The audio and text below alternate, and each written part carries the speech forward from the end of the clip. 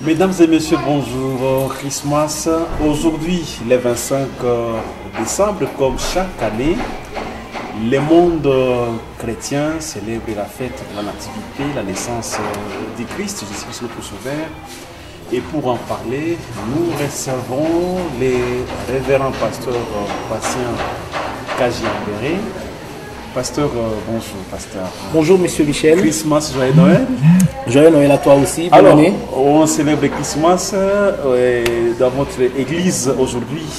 On a aussi célébré Christmas. Mais pourquoi célébrer la fête de Noël? En principe, ce jour correspond avec une activité que les enfants de notre église, ça veut dire l'école de champions de l'église, communément appelée Écodime, organise toujours d'habitude. Et nous profitons de ce jour d'abord premièrement qui est un jour férié, mais deuxièmement qui est un jour qui est connu sous le nom de celui de la nativité du Christ. La Bible n'est pas trop claire ou ne précise pas exactement la date, mais ce que nous savons c'est que Christ est né un jour. Et si ce jour peut être retenu comme le jour de sa nativité, nous rendons grâce à Dieu, mais nous profitons de ce jour afin de pouvoir réunir des enfants, de pouvoir partager un repas avec les enfants, communier avec les enfants. Et pour beaucoup de personnes disent que célébrer Noël, Noël c'est une fête païenne. Est-ce que ce n'est pas de votre avis? Ça n'engage que celui qui le dit. Moi, je vous dis pourquoi nous célébrons.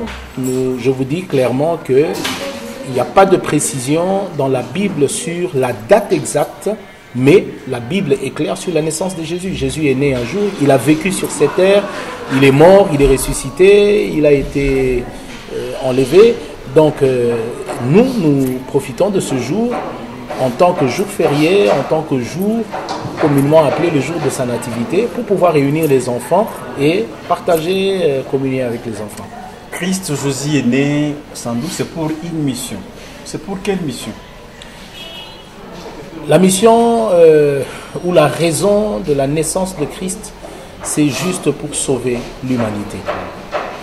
Il est écrit dans Jean 3,16 que Dieu a tant aimé le monde qu'il a donné son Fils afin que quiconque croit ne périsse point mais qu'il ait la vie éternelle. Donc la naissance de Jésus, sa vie ici sur terre, vaut pour le salut de l'humanité. Christ est né à Bethléem. Bethléem, c'est en Israël en fait. Alors nous Congolais, on pense que peut-être qu'il est né pour les Juifs. Ce n'est pas, est-ce que c'est pour nous? Est-ce que nous on est considérés? Ça nous concerne. Michel, tu es chrétien. La Bible dit Dieu a tant aimé le monde. Dieu n'a pas dit qu'il a tant aimé les Juifs. La Bible ne parle pas des Juifs, elle parle du monde. Et je suis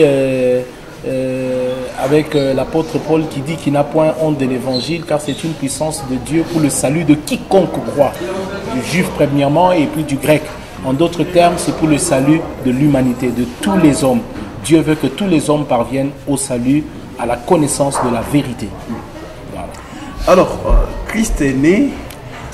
La nouvelle a été annoncée par même le prophète, mais il y a quand même les mages qui ont vu quand même quelque chose, ils ont vu des étoiles, ils disent non, ça ce n'est pas de manière, ça c'est spécial, c'est particulier.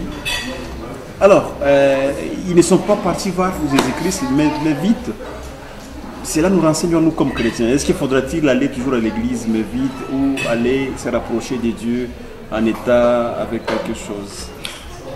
En rentrant sur l'histoire des mages, la Bible dit que les mages en route posent la question sur le roi qui vient de naître et ils disent nous avons vu son étoile et nous sommes venus l'adorer.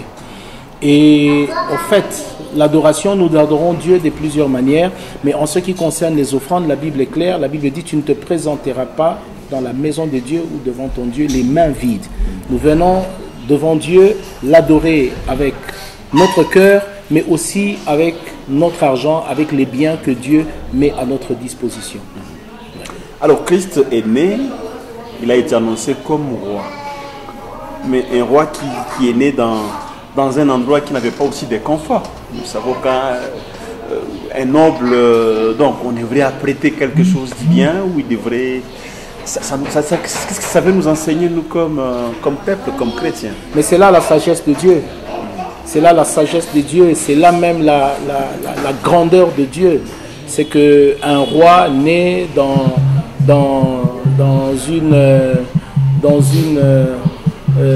une maison de brebis, mais c'est ce qui incarne au fait sa royauté, parce que il est le berger, il est le bon berger, il est l'agneau de Dieu, et un agneau ne peut naître que dans une étable.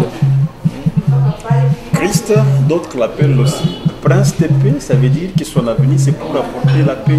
C'est cette paix que Christ est venu apporter, comme nous savons même en Israël aujourd'hui, entre les Gaza, la guerre qui se vit là-bas, ça ne va pas au patient qu'à jamais. Il n'y a pas de paix aujourd'hui entre les Palestiniens et les Israélites. Il y a ces conflits-là qui règnent. Parce que comment vous l'étiez dans Dieu qu'on a quoi matat. La Bible est claire. La Bible dit la naissance de Christ provoquera la chute et le relèvement de plusieurs. Il sera un sujet de contradiction. Mais en ce qui concerne la paix, il dit « Je donne la paix pas comme le monde la donne ». Donc ce n'est pas la paix que vous pensez, ce n'est pas de cette paix que vous parlez. Il y a une autre forme de paix que Christ procure, que Christ donne. C'est une paix que le monde ne peut donner, c'est une paix qui ne peut pas venir des Nations Unies, que les présidents, que les rois de la terre peuvent amener. Non, c'est une paix qui vient de Dieu, la paix est la vraie paix. C'est la paix du cœur, la paix intérieure, la réconciliation entre l'homme et son créateur. C'est de cette paix que Christ parle. Alors, en fait, il y a beaucoup de gens en fait, qui sont en train de vivre avec la situation aujourd'hui, avec la guerre. Vous avez vu ce qui se passe à Kanyaruchinya. Et d'autres vous disent que mais les Congolais, c'est un peuple qui prie beaucoup. Avec la naissance de Christ aujourd'hui, qu'est-ce que nous pouvons implorer à Dieu? Qu'est-ce que nous pouvons donner comme demande? Pas seulement mon église, mais je crois que toutes les églises du Congo aujourd'hui sont réunies autour de cette préoccupation qui est la préoccupation de tous les Congolais, de pouvoir voir la paix être rétablie à l'est de la République, mais pas seulement à l'est, mais dans toute la RDC. Nous déplorons cela, c'est quelque chose qui nous dérange, c'est quelque chose qui nous affecte, mais nous prions, nous savons que ce que les hommes sont incapables de faire, Dieu est capable de le faire. Et nous croyons qu'avec les prières, la Bible dit, celui qui écoute les prières, tous les hommes viendront à lui.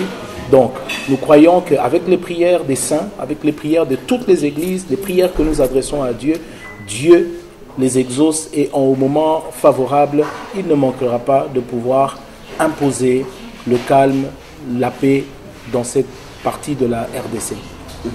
Alors, la fête de Noël, pour beaucoup, c'est aussi un moment de communion fraternelle. Donc, on doit partager à l'instar des disciples qui vivaient tout en commun, ils partageaient le pain et tout le reste. Et cela a été même à la base même de beaucoup de choses, des miracles qui se sont produits grâce à cette communion. Est-ce que nous vivons de ça aujourd'hui, Congolais? Est-ce que vous sentez cette communion dans notre génération actuelle? Ça dépend. Je ne sais pas exactement vous dire en général, parce que je ne suis pas partout et peut-être mal placé pour pouvoir donner mon point de vue là-dessus. Mais en ce qui concerne notre Église, en ce qui me concerne, notre Église et même la vision de notre Église est basée sur ce que vous dites. Si vous ne savez pas, je vais vous dire, c'est dans Actes 2,42 où la Bible dit « Il persévérait dans l'enseignement des apôtres, dans la fraction du pain, dans les prières. » Et c'était ça, en fait, la composition de l'église primitive, la première église. Et lorsque nous enseignons à l'église, c'est toujours autour de cela, la communion fraternelle, les prières, la fraction du pain. C'est ça, c'est à ça que Dieu nous a appelés. C'est exactement la base et même la vision que Dieu nous a donnée. Nous sommes en 2023, bientôt c'est 2024. Vous avez un message particulier parce que Nous venons d'un long processus, un processus électoral qui a été marqué par beaucoup de choses. Il y a beaucoup de craintes, beaucoup de difficultés, de déplacer, la guerre un peu par-ci, par-là. Vous êtes un homme de Dieu. Quel est le message que vous... Michel, je sais une chose, ma Bible me dit, il y a dans le cœur de l'homme beaucoup de projets, mais ce sont les desseins de l'Éternel qui s'accomplissent. Je crois fermement que les hommes peuvent monter ce qu'ils peuvent monter, ils peuvent monter des complots, ils peuvent planifier, mais je sais aussi que celui qui a le dernier mot sur tout, c'est Dieu, parce qu'il n'appartient pas à un homme de diriger ses propres pas. Nous, tout ce que nous prions, la Bible dit, c'est que la justice élève une nation. Et nous prions que cette nation soit fondée sur la justice, et nous prions chaque jour que la justice prenne le dessus et la première place dans le chef de ceux qui gouvernent.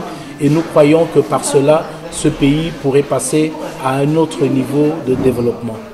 Un message à ceux qui vivent aujourd'hui dans les désespoirs. Pour ceux qui vivent dans le désespoir, il est clair, la Bible dit, pour ceux qui vivent, il y a encore de l'espérance. Car un chien vivant vaut mieux qu'un lion mort. Tant qu'il y a encore la vie, il faut espérer. Ne vous découragez pas, ce n'est pas encore fini. Certes, nous pouvons traverser des moments difficiles.